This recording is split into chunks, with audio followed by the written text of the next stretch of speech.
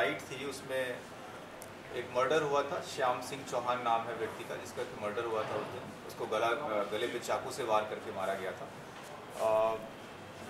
जो उस समय तक इन्फॉर्मेशन हमारे पास थी, उसके बेसिस पर बहुत सारे लोगों को इंटेरोगेट किया। जो भी उसके पास कर्मचारी काम करते थे उनका पूरा पता किया गया। उसी के बेसिस पे ये जानकारी मिली कि एक व्यक्ति जो रिसेंटली ही यूपी से आकर के उसके पास काम करना जिसने शुरू किया था, वो व्यक्ति जो है एक दिन पहले ही वहाँ से रवाना हो गया है, ये कह करके कि मैं गाँव जा रहा हूँ।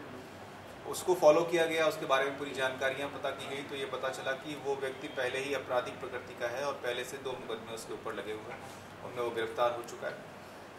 इस व्यक्ति का नाम सुनील कुमार यादव है, जो कि यूपी का रहने वाला है मूलतः, और यहाँ पर 2-3 साल पहले भी एक बार आकर के गया था इसके पास काम करके, और इस बार दोबारा जब आया तो 10-12 दिन यहाँ पे रहा है, उसके बाद वापस चला गया। सुनील से बहुत डिटेल में इंटरोगेशन हुई, इसकी पूरी हिस्ट्री निकाली गई, कहाँ कहाँ पर रहा है, कहाँ कहाँ पर क्या क्या काम किया है, वो सब चीज़ें चेक करने के बाद में सुनील ने एक्सेप्ट किया अपना जुर्म, और उसने बताया कि किस कारण से उसने वारदात की थी। सुनील उसी कमरे में सोता था जिस कमरे में मृतक सोता था। मृतक के साथ 2 अन्य लोग नीचे सोते थे फर्श पर, उनमें से एक ये सुनील भी था जो साथ में सोता था। तो सुनील ने देखा हुआ था कि मृतक के पास हमेशा ही 500-500 रुपये की गड्डियाँ रहती हैं, कुछ 50-60 हज़ार रुपये हमेशा रहते हैं, और गले में वो एक चेन भी पहनता है। उस पैसे की और उस सोने की चेन के लालच में इस व्यक्ति ने प्लान किया, और 23 की मॉर्निंग में ये कह के निकल गया कि मैं गाँव जा रहा हूँ, और ये वहीं पर घूमता रहा लगातार।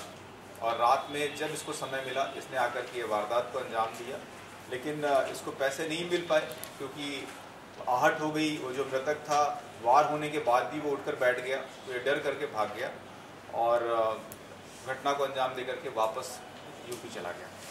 सर कहाँ रहा इस बीच में वो? इस बीच में ये शिकोहाबाद है, फिरोजाबाद, ये मूलतः यहाँ का रहने वाला है। हम लोगों ने ट्रैक किया कि अपने गांव में मिले, पर ये वहाँ नहीं गया, इधर उधर घूमता रहा। किन किन जगहों पे देखा? फिरोजाबाद में फैक्ट्री में, चूड़ी की फैक्ट्री में काम। हाँ, फिरोजाबाद में चूड़ी की फैक्ट्री में काम करने की कोशिश की इसने, और अपन ने उठाया किसी से? घर से। इसको इसके घर से बाद में उठाया गया।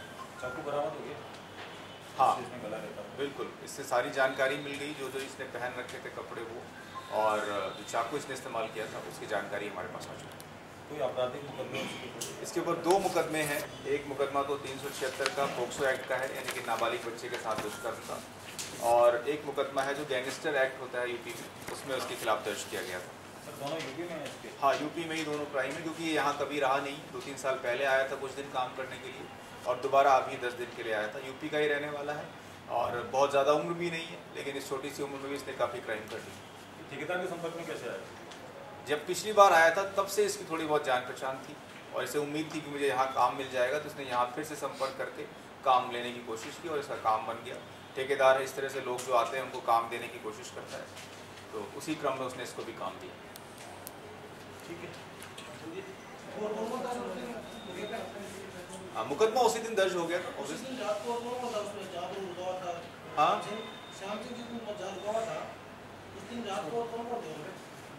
छोटूलाल, तेजाराम, इसके दोस्त राजेंद्र, 3 लोग जो 4-5 लोग देख लिया उसको मार के क्योंकि वो चिल्लाने लगे था।